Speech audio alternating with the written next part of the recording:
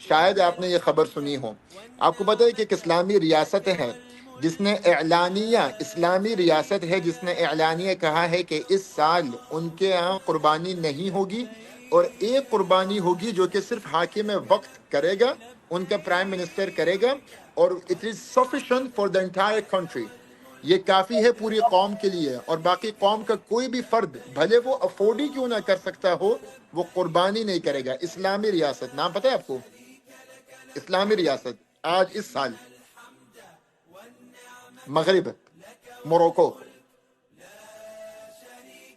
Morocco کی حکومت نے اس سال یہ کہا ہے کیونکہ ہمارے پاس سپلائی کم ہے، تو موروکو میں اس سال قربانی کرنا انلیگل ہے عامر بھائی.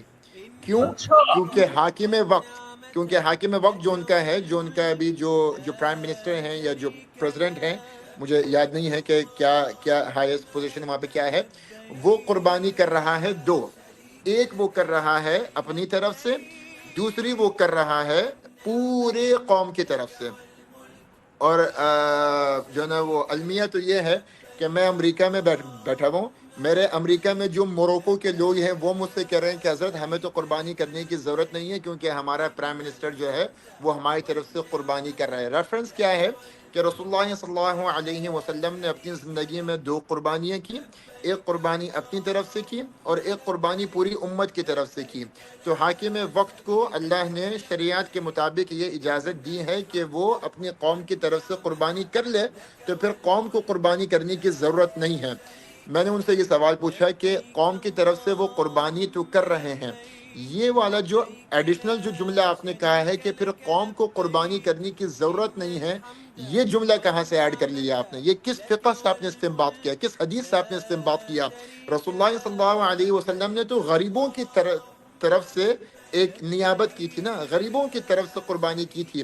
کیا آپ کے پاس یہ دلیل ہے کہ حضرت عبد الرحمن بن عوف نے قربانی نہیں کی، حضرت ابو طلحہ الانصاری نے وہ قربانی نہیں کی، کیا حضرت عثمان بن عفان نے قربانی نہیں کی، کیا حضرت ابو بکر نے قربانی نہیں کی، کیا حضرت عمر بن خطاب نے قربانی نہیں کی؟ حضرت علی جو کہ افورڈ نہیں کر سکتے تھے، جو کہ صاحب نصاب نہیں تھے، ان پہ تو زور لگایا کہ تم قربانی کرو، ایک اپنی طرف سے ایک امت کی طرف سے، جو کہ جبکہ وہ صاحب نصاب بھی نہیں تھے، وہ ان کے پاس تو جو ہے نا وہ اتنا راشن نہیں تھا، اتنا آٹا اتنا گندم نہیں تھا کہ ایک وقت کی روٹی اپنے لیے بنا سکتے.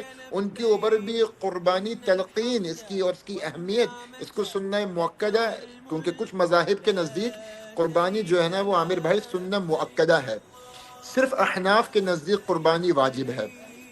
حنبلی، شافعی، مالکی میں قربانی سنہ مؤکدہ ہے، مگر سنہ مؤکدہ بھی علی درجۃ الوجوب ہے.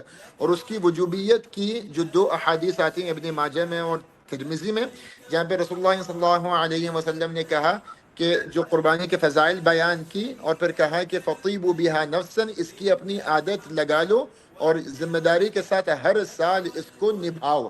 اور ایک اور حدیث میں آتا ہے کہ جس میں رسول اللہ صلی اللہ علیہ وسلم نے فرمایا کہ من وجد ساعة فلم يضحي، کہ کسی کے پاس استطاعت ہو، کوئی قربانی کر سکتا ہو، he can afford it and still he does not do it. من وجد ساعة، کہ جس کے پاس گنجائش ہو اس کے باوجود بھی وہ قربانی نہ کرے، تو رسول اللہ صلی اللہ علیہ وسلم نے اس حدیث میں فرمایا کہ فلا يقربن مصلانا، پھر وہ ہماری عید گاہوں کے قریب بھی نہ آئے. اتنی بڑی عظیم سنت، کیونکہ یہ واجب کے درجے پہ اب آ گئی ہے. جمہور علماء اس کو ابھی بھی واجب قرار دیتے ہیں، سنہ مؤکدہ بھی جو ڈکلیئر کرتے ہیں وہ بھی اس کو واجب کے درجے پہ قرار دیتے ہیں. واجب اپنی جگہ پہ برقرار ہے.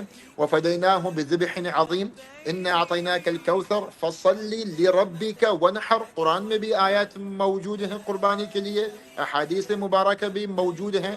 اور پھر یہ جو لبرلز، یہ جو سیکولر لوگ ہیں جو کہتے ہیں کہ بھائی صدقہ کر دو، کسی کی شادی کرا دو، خون نہ بہاؤ بلکہ کوئی سبزیاں دے دو، کوئی پھل دے دو، کوئی دوسری کھانے پینے کی اشیاء دے دو، کسی کا رنٹ دے دو. ارے بھائی تمہیں یہ ساری نیکیوں کے خیالات قربانی کے پیسوں سے آئی ہیں؟